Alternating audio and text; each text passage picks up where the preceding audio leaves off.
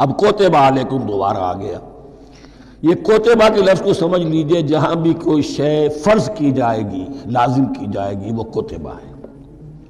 اسی لیے شریعت کے لیے قرآن مجید میں جو لفظ الکتاب، الکتاب اس معنی میں کہ اس میں شریعت خداوندی پوری کی پوری موجود ہے.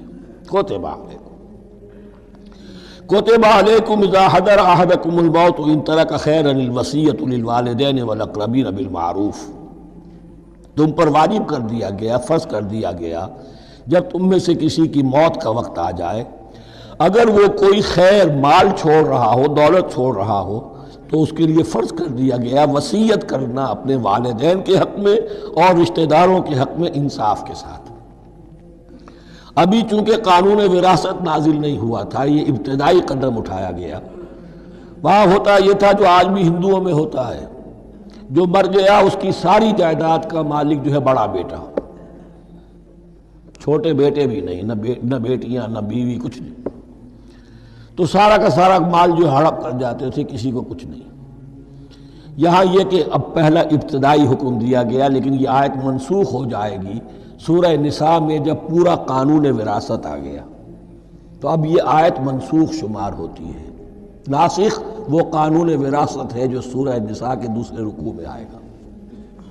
البتہ اس کے ایک حصے کو حضور نے باقی رکھا ہے، وہ گویا کہ سنت نے اس کے ایک جز کو برقرار رکھا ہے، اور وہ جز یہ ہے کہ مرنے والا 1/3 اپنے مال کے لیے وصیت کر سکتا ہے کسی کے لیے، 1/3 سے زیادہ نہیں.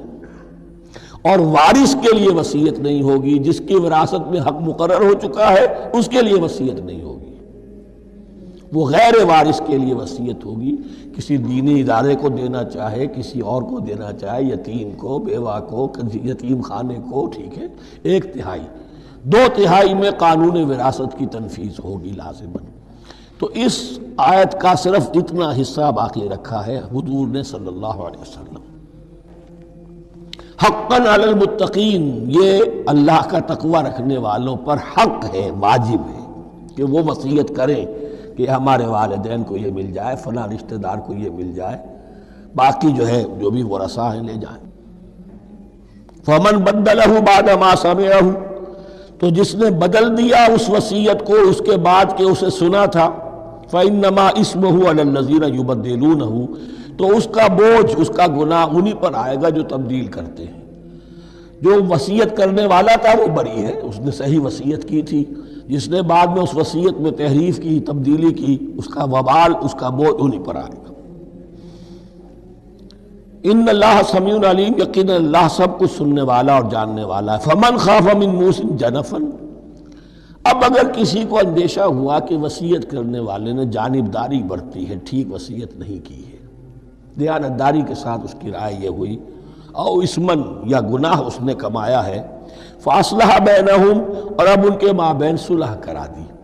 ورثاء کو جمع کیا کہ بھائی وراثت تو یہ تھی، ان کی وصیت تھی، لیکن دیکھو اس میں یہ زیادتی والی بات ہے، اگر تم مطمئن ہو جاؤ، متفق ہو جاؤ، تو اس میں اتنی تبدیلی کر دی جائے ان کے اتفاق سے. فلا اسم علیہ، تو اس میں کوئی گناہ نہیں ہے. یعنی ایسی نہیں ہے یہ بات کہ اس کو وہ سینکشن اور سینکٹیٹی حاصل ہو گئی ہے، تقدس، کہ اب اس میں کوئی تبدیلی نہیں ہو سکتی. باہمی مشورے سے اور اچھے جذبے سے، اصلاح کے جذبے سے وصیت میں تغیر ہو سکتا ہے.